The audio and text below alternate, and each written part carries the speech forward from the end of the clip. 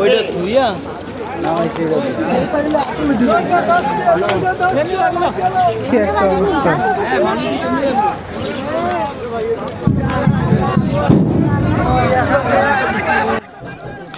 দেখুন বন্ধুরা, ব্যবসা কাকে বলে। বৃষ্টির সময় ফেরিঘাট ডুবে গিয়েছে, তাই মানুষজন পার হতে পারতেছে না। এমন সময় যাদের ছোট নৌকা ছিল তারা হাতে করে নৌকা এগিয়ে দিল। প্রতিজন 10 টাকা করে নিচ্ছে। জাস্ট এখান থেকে এখানে পার হতে 10 টাকা। এটাকে বলে সিজনাল ব্যবসা। যখন যেটা দরকার সেটা দিয়ে গ্রাহকদের সন্তুষ্ট করবে।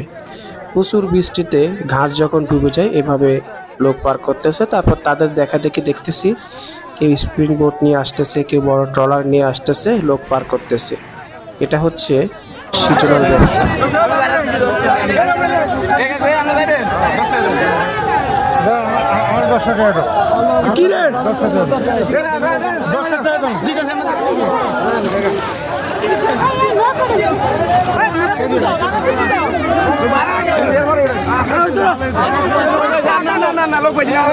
বেশি না ভাই, ডুবে যাইব